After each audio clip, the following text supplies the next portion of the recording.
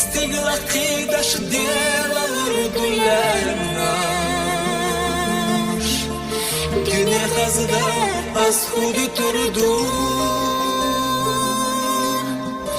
Saynata khuda harlestashgannash Boda che khoshbir yayu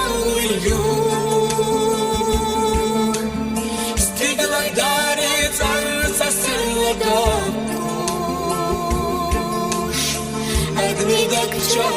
az khudi turdu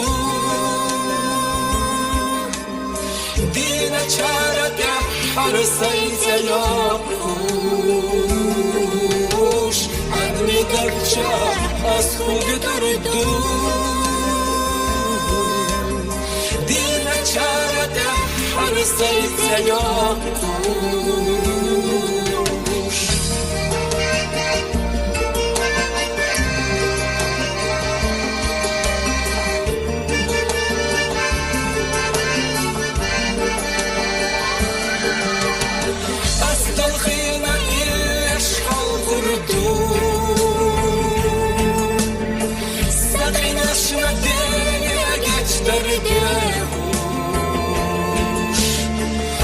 Admaşna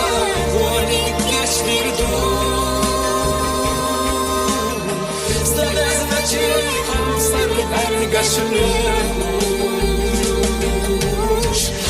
Admaşna vonik geçirdu Stadazmaçı hamsar ergaşlış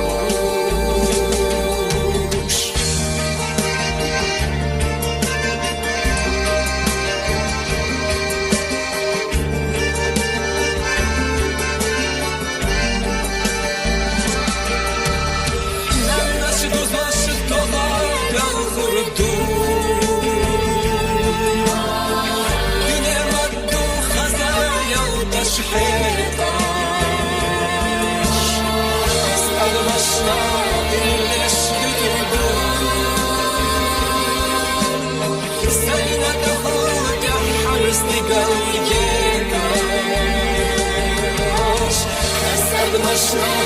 birleşti durdu Sayna da huda harsti galge